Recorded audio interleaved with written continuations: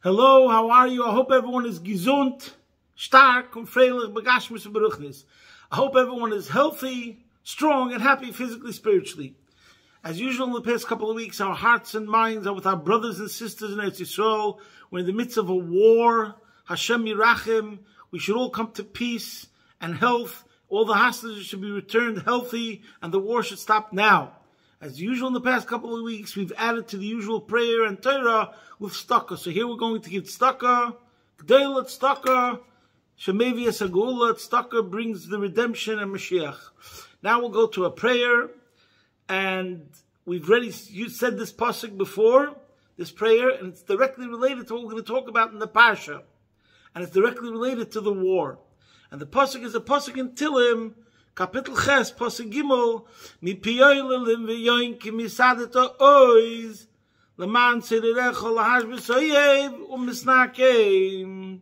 From the mouths of babes and sucklings, you have established your might to counter your enemies, to silence foe and avenger. As we've spoken before, the Jewish nation has a special power in the voices of the children. Hevel tinoy kishem bechet, and the Medrash says, it's brought down in the Gemara, that over here it's also referring to the children who, by the splitting of the Red Sea, that even the children saw, Heimikirut Chila, they recognized God, and they said, Zeh Keli Van Veyu. And the Frierdiker Rebbe, the previous Rebbe, in the years where he was fighting for Judaism itself against the communist regime, he was very strong into pushing the idea of chedarim, teachers, melamdim, learning Torah with young children, aleph beis, simple aleph beis, and verses of the Chumash. And he was really, really powerful in pushing this and saying, from the mouth of babes and infants, we will have the power to overcome our enemies. Now, this is going to be related to our situation now. We have to push as much as we can children to say psukim and pray. But also, this is also, in a way, a verse which brings out the virtues of Jewish mothers. And that's going to be the focus of today's talk, connected to Parshas Vayechi, because the Jewish mothers that are much, much, exceedingly more bonded with the child in the first 5 years of the child's life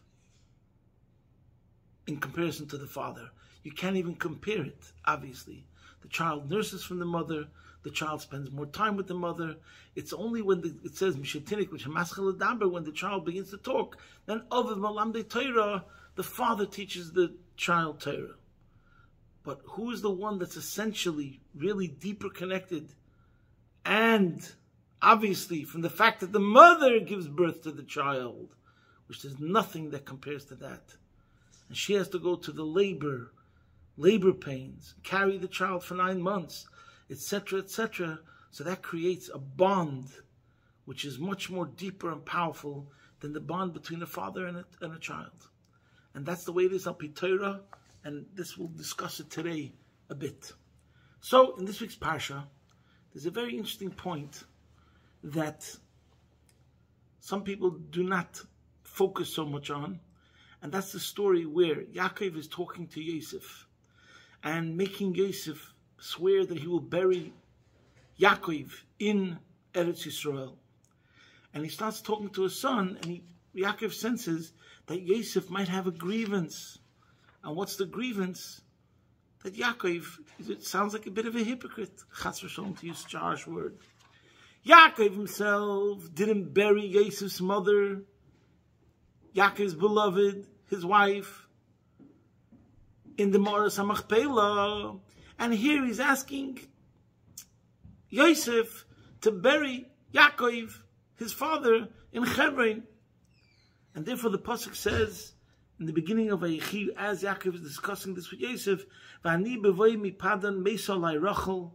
Rachel passed away be'eretz Canaan, but derech ba'oid kivras eretz, lovoi Ephrosa, the Ekbar Hashem b'derech Ephros, he beis lochem. He buried her in beis lochem. And Rashi explains over here that he's explaining why Yaakov is telling this to Yosef, even though I trouble you to take me to be buried in the land of Canaan, because it's a major operation to go from Eretz Canaan from Mitzrayim, who Yosef is the viceroy, to come to take Yaakov to Eretz Canaan. And but I did not do so for your mother. So therefore, Yaakov explains, he continues further, Rashi over here, that I didn't even take her to Beis Lechem, to bring her into the land. I know that there are hard feelings in your heart against me. And here he gives the explanation why he did it. You should know, it was by the word of Hashem that I did it. So she should be of aid to her children. When Uzardan exiled them, he was the chief general of Nebuchadnezzar, and when the Beis Hamikdash, the first Beis Hamikdash, was destroyed, he led the Jews into exile. They would pass through by way of Rachel's tomb. Rachel go out al kibron to her grave, uvoicha and weep, uvakeshes aleim rachmim, and seek mercy for them. Shenemar kol beramo nishma v'goymer. A voice is heard in the heights. And then the Eibishter answers her, yes, sachal u'pulasech, no Hashem, there was reward for your act. V'shavu vonim l'gvulam, and the children shall return to their borders. So what I'm going to say, the basis, is taken from a Lekutei Sichos, volume 30. Just a kernel of the idea of what I'm going to speak about today. And over here, the obvious question is, it's very, very interesting that we talk about Rachel. And this might be your greatest achievement. And there's no mention of it whatsoever before, where Rachel actually passes away, as we had before in Parshas Vayishlach. It just says Vayisme Beis Kel and Vayehi b'Hakshesod Belidata. She had pains when she was giving birth. Vayehi b'Tzeis Nafsha Kimesa, and Vatomas Rachel Vatikover b'Derech Efrosa Hi Beis Lachem. It just says the Yaakov buried her right there. Doesn't give any explanations and doesn't say nothing. So you could ask the question, first of all, why now this whole point that Yaakov is bringing up? What happened years before? That's number one. And that's why you could say Rashi has to give this whole story here, because he senses the double standard, it seems, that when Yaakov is asking Yosef to do what he's doing, Yosef might have a grievance. So therefore, the story comes over here. And the Rebbe explains, it's a Rashi Sikha, different commentaries, what they say, and why Rashi, the way he's learning Rashi, the Rebbe explains Rashi, it's a bit a different point. So one thing the Rebbe explains, which is a beautiful point in life in general, is that Rashi writes over here that Yosef had something in his heart against Yaakov, meaning to say that obviously, he understood, Yosef understood that whatever Yaakov does was 100% the correct thing, because Yaakov is a tzaddik, Yosef is a chassid, Yosef himself is a tzaddik, ben tzaddik, and of course he knows that what Yaakov did, that buried Rachel over there on the spot, was 100% correct. But still, Rashi says the Lashon that Yaakov says, "V'yadaiti sheyesh belibcha alai," which means that even though on an intellectual level, to a certain, and generally you understand, obviously, that Yosef understood that Yaakov did the right thing, but as long as you don't explain it, as long as you don't reframe it, then okay, you accept it. Like in Kabbalah, in a Kabbalah. I'm not going to double question Rabbi. Sometimes your master does something, your Rebbe does something, you don't really understand it. I call it, let's say, for example, if the Rebbe says something I don't understand, I call it Rebbe stuff. So Yosef could have had in his mind, this is like Rebbe stuff. Yaakov did it. Obviously, he knew what he was doing, and you believe in it. But still, as long as you didn't really get to the core of the issue, to transform it, a paradigm shift, so then, yesh belibcha alai, because even though On a general way, you understood that it's the right thing, but still, because we don't get to the root of it, there might be some sort of slight, subtle feeling like if only maybe, whatever. So therefore Yaakov has to explain, my friends, this was no loss at all. Rachel didn't mind at all. It wasn't for any other reason. Because I was in a hurry, because I couldn't take all... Many of the commentators explain different things.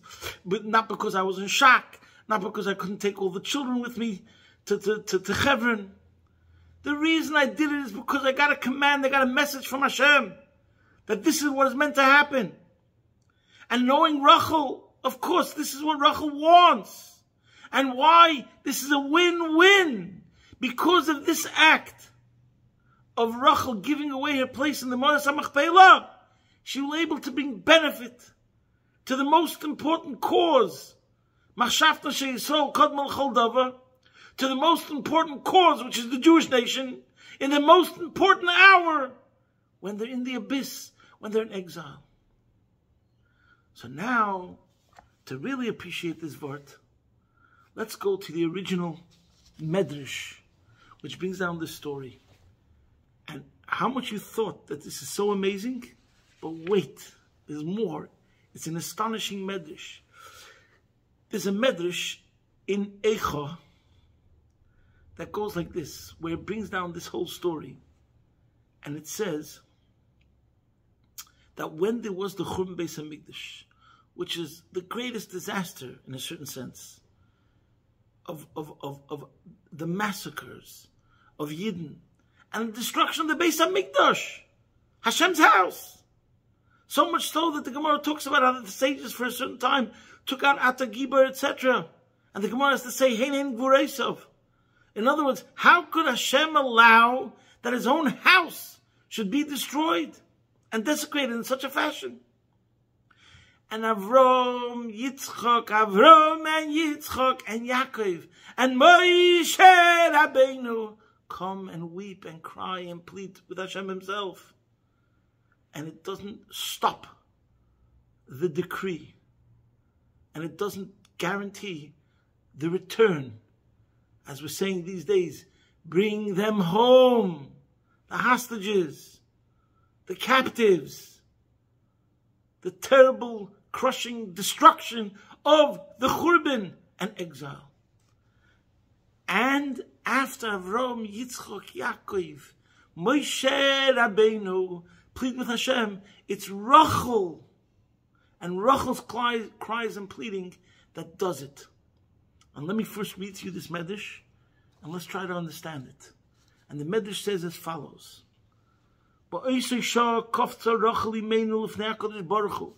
at that time, Rachel right away appeared before Hashem.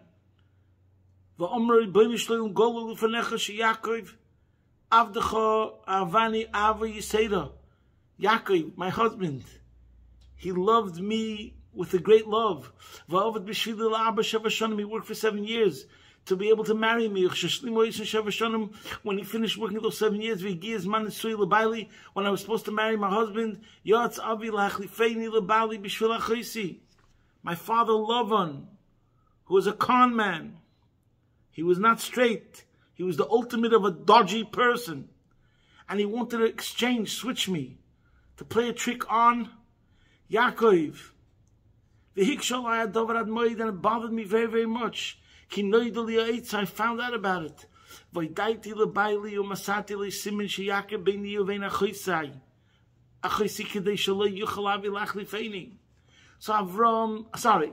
Yaakov and Rachel knew who they're dealing with. Lavan is a trickster. Lavan is a sly, dishonest person. And they understood that he's going to try this trick.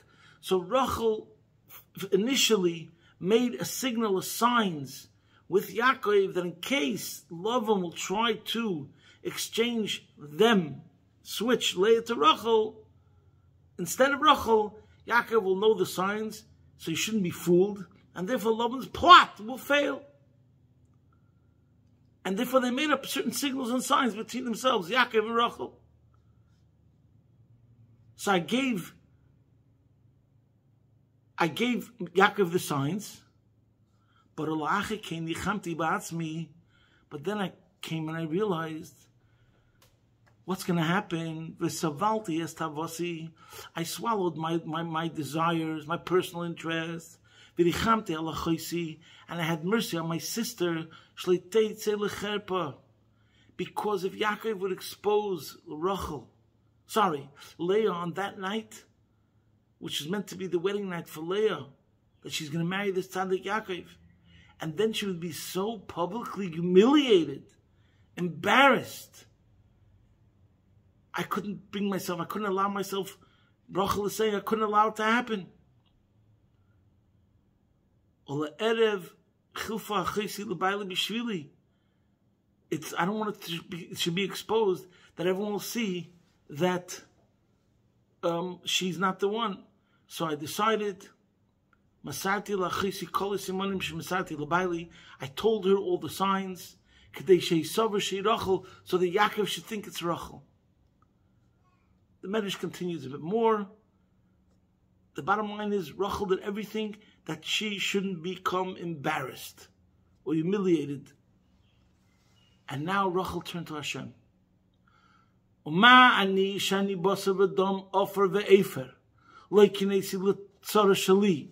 wasn't jealous for my own concerns and how I was going to be hurt. Rachel is saying, I swallowed my interest and my desires so that my sister shouldn't become embarrassed and humiliated and ashamed in public. But you, me,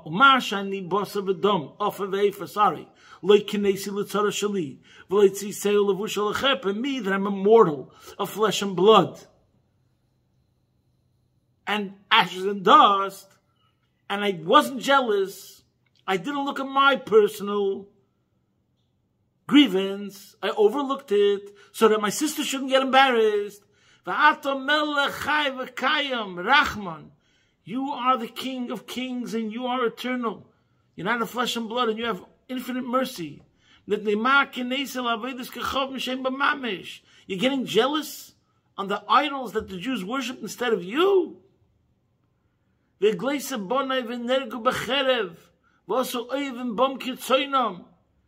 my children have been exiled and murdered by the sword, and their enemies have done with them according to their whatever they want.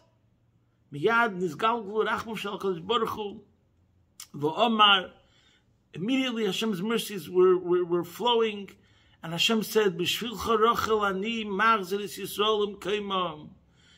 of you, Rachel, I will return the Jews to the place.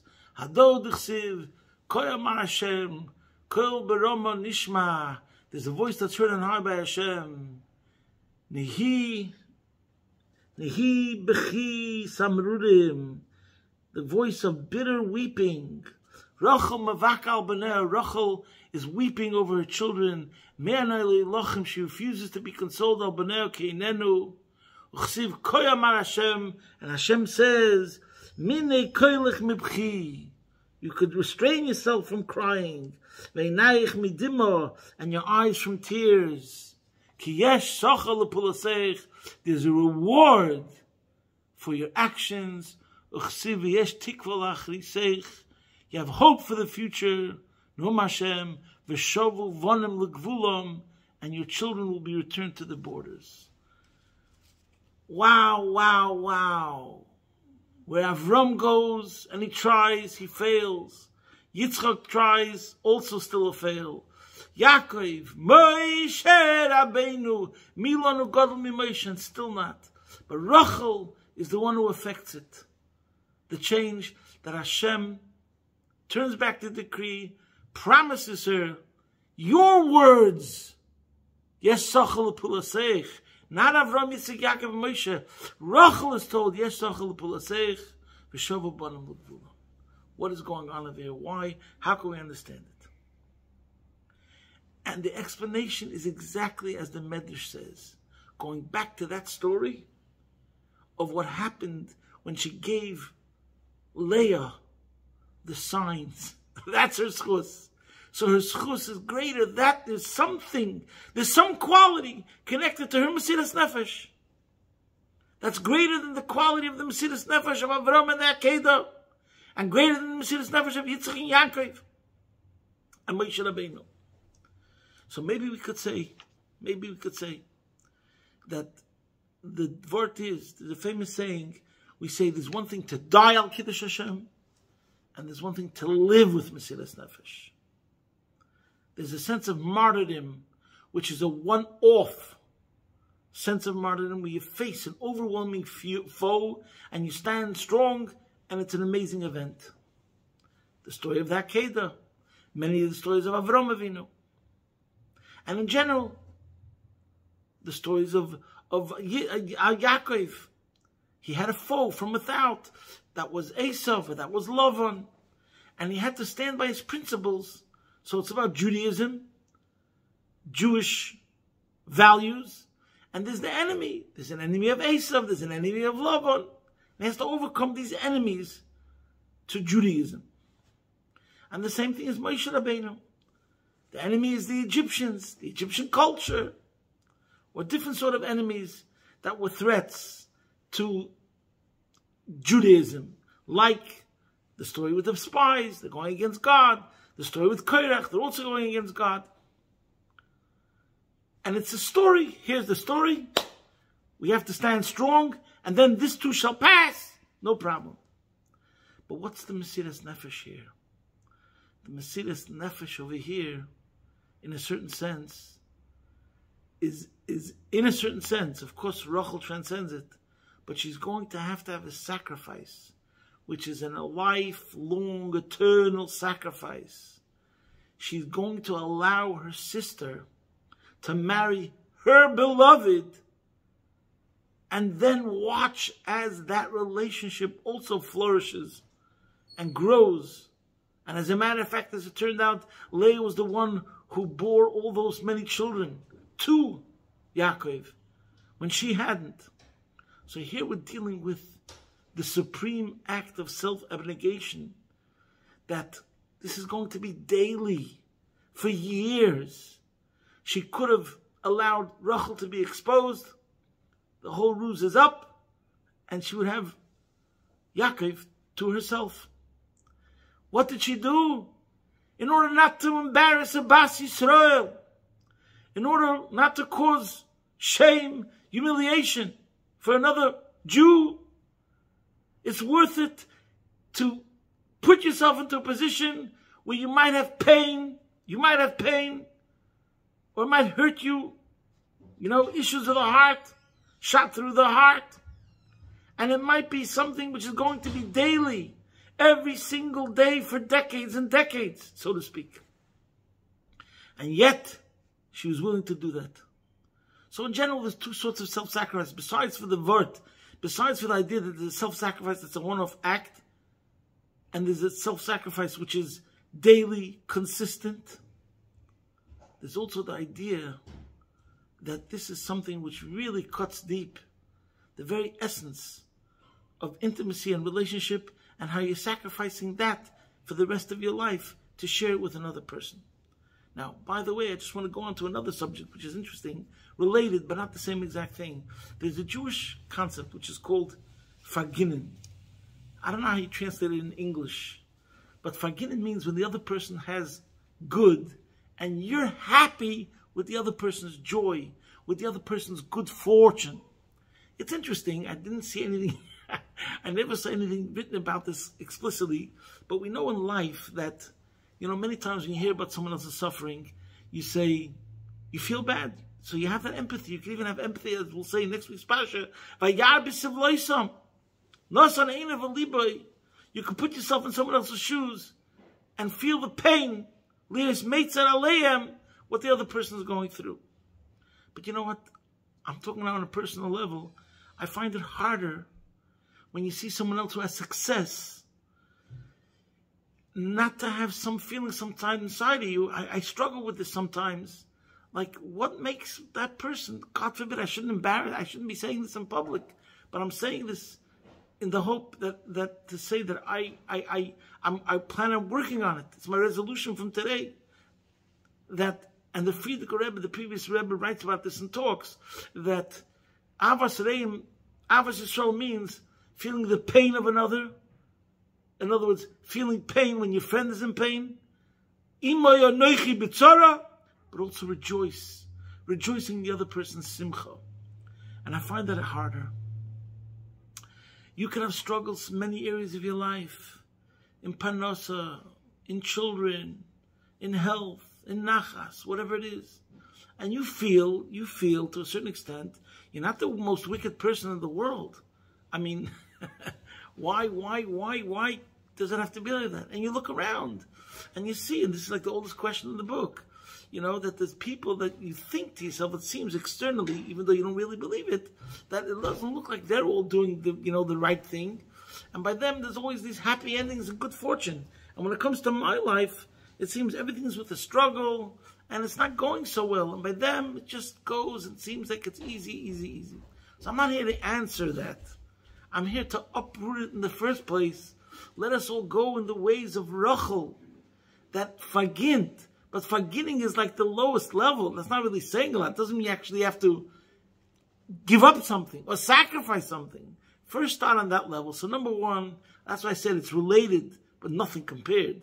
Faginin should be a basic level for every single Jew. And of course for every single chassid. Rejoice in the joy and good fortune of others. That goes without saying. That's like basic level. More than that, we come to the midah of vatronus. And last week we spoke about this by Yehuda. Vatronus means to forego, to acquiesce, to give in. And this is a bit also over here about vatronus. I said this once before. There's a person in Lubavitch, someone I know. He's a bit older than me, and I can't say his name because I don't think he would want I should say his name.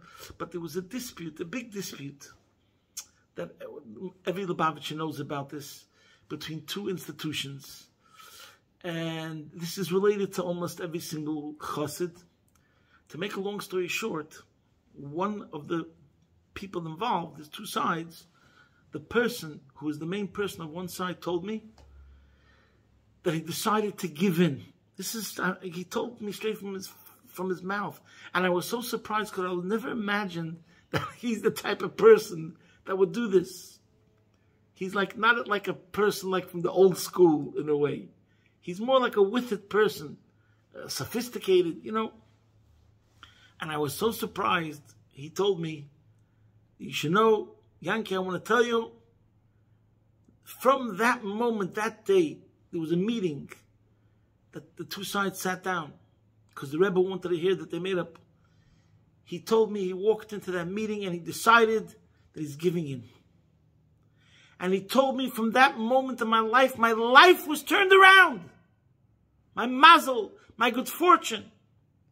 I was so stunned that he told this to me. And every time, he lives in another side of the world. I live in Melbourne.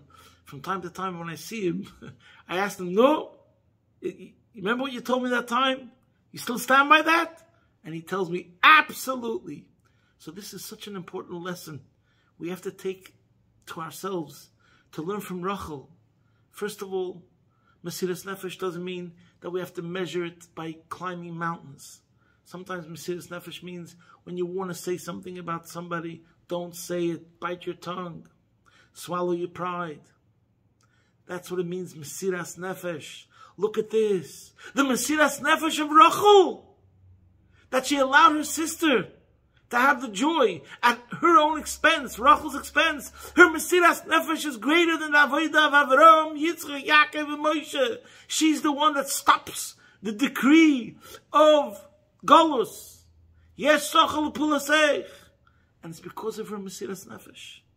And it's the same thing with the act of her being buried. We can elaborate on this. We're already late. There's so much more to talk about, so I'll just have to now make it very concise. And that's the same exact point over here. What is the idea of Rachel? She's buried in the roadside. She's not looking after herself at all. She doesn't care about herself. Who does she care about? It's all about the children. That's what motherhood's all about. It's complete, absolute selflessness. I would have such a great spiritual elevation by being in the Ma'aras HaMachpelah. She knew what she was giving up. More than we could even imagine. However, me and you are going to sit and talk about how great it is to be buried in the same place of the Avos, Avraham, Yitzchak, Yaakov, Sarah, Rivka, Leah, and Adam and Chava. Rachel says, there's something even greater, and that is where my children go, where I'm needed, where I can bring benefit, is much more important. I could have to forget about my own personal rank, my own personal position, my own personal elevation, and I do what's good for my children. And that is the ultimate sacrifice. She was mevater in the story that she gave away the signs to her sister so that she shouldn't be humiliated. She was mevater. She gave away her position, her top spot, her box seat, in the highest of the high. And she gave it away to be buried on a roadside in a moment of destruction, a low, low point in the history of Am Yisrael. And for who? Not for the children that was the goody two-shoes. Not for the children that wins prizes and is the diploma and gets an A+ and is a teacher's pet. She's doing this for the children that did something kaviyachol wrong. The ones b'pnei chatoeinu, golinu me'atzeinu. And she tells Hashem, even though they did this, Avodah Zarah, whatever, Shvichas Damim in Gilead Hayis, the worst Averis. That's Churban Bayis Rishon for the Gimel Averis. Still, just like where they go, I go, I'm there for them. And I was able to swallow my self-interests. And I wasn't jealous. So too you, Hashem, Kolshkem V'Kal V'Chema. Why are you getting upset? Forgive everything. You shouldn't look at it like it matters. Be bigger than that, because you are bigger than that. And those words, when she's a role model of her self-sacrifice, she turns to Hashem and tells Hashem to have his sacrifice, so to speak, go off the throne of judgment and severities and go on to the judgment of mercy and forgiveness. So that's a lesson. Now, we have to think of the mothers. That's why I decided to speak about it today. Think about the mothers of the hostages. Think about the mothers of the soldiers, what they're going through. Their schus, their mesiras nefesh should end the war right now. And the lesson for us, we have to learn vatranas. The more every single one of us in our personal lives will practice this attribute of humility and forgiveness and not making a big deal about personal interests and desires and wills, but think more about what's good for the common good, that the other person should get the better of the deal. Then we could turn to Hashem and say, just like we're practicing this sort of attribute of humility and forgiveness, so to Hashem, please, please practice the attribute of mercy and let the other person get the benefit. And now, to answer the question, why all of a sudden now, maybe we could say, why does Yaakov mention this over here? Besides for the fact that he's asking Yosef to do this, maybe we could say another word. Right now, Yaakov was passing away. Leah passed away a long time ago, by the way. So, Yaakov is the last of the Avos and Imois. It's the end of the decade, whatever you call it, the era of the Avos, Avraham, Yitzchak, Yaakov, Sarah, Rivka, Rachel, Leah. So the message that Yaakov is giving Yosef, yes, I'm the last one. But we, just like Rachel is there in place to be in a situation wherever there's golus, so in other words, she's there as support, as empowerment, even in a state of exile, even when there's darkness, even when it's the lowest point of abyss. For Klal Yisrael, Rachel will be there. And she gives us strength. And she comes out of herself to plead for Am Yisrael. So this is what Yaakov is telling Yosef. Yes, I'm passing away now, but we have Rachel. And this is Chazak, V'nis Chazek in this week's Parsha. In addition to it, the Rebbe explains that Yaakov is being buried in Eretz Yisrael. I have no time to get into it. Yaakov is being buried in Eretz Yisrael. and Yosef's being buried in Egypt until Moshe Rabbeinu takes them out. These are all mechanisms of empowerment that a Jew, in whatever situation he is, he has an antidote. He has spiritual energies and spiritual forces to rise above whatever exile will throw at you. And that's also the message why it's important to bring it out now as Yosef is passing on. He's giving the message. As Yaakov is passing on, he's giving a message to Yosef that just like Rachel was there in a time of exile, there are forces, there are powers that will help you wherever you are, wherever you're going to be, including Egypt, including in the Egyptian exile, which is going to be coming, and etc., etc. So that's why it's also over here. So in summation, really we have no more time. I wanted to get into the idea. Let's go back to the verse that we mentioned before about Rachel represents the epitome of motherhood, of the sacrifice that she has for her children. And therefore the Rebbe explains in that Sikh and Chilik Lamed, that's why Jewishness is more attributed. If your mother is a Jew, you're a Jew. Not if your father is a Jew and he marries, God forbid, a non-Jew. And why? Because the essential idea of Jewishness and the continuity of the Jewish nation and the secret of the Jewish nation is the mothers. They are the glue that hold it all together. Because they give birth to the Jew, and then they're there by the essential bond of mipi oil and v'yonkim for the first 5-6 years of the child's education and rearing. They are the ones who pass it on through their milk, through their attachment with their children, which is a kesher atzmis, more than anything else that could exist between two human beings, is the mother and the child. And that's why the Jewishness is attributed to the mother. And this also brings out the importance also of, it says that the Isha is the Akeres Habayis. She's the main one who creates the culture of the home, connected to the continuation of the Judaism and the Jewishness that passes on from generation to generation. The Rebbe should help that we should take the lesson of humility that we learned from Rachel and her self-sacrifice, and what it means self-sacrifice, and in her schus, and connecting this to the Alter Rebbe and the Rambam and their schus of Mesiras Nefesh and their lives, which you didn't have time to talk about. The Rebbe should help that the war should end now. Everyone should be healthy. Begula mitzvah shleima. Take it from Yad Mamish.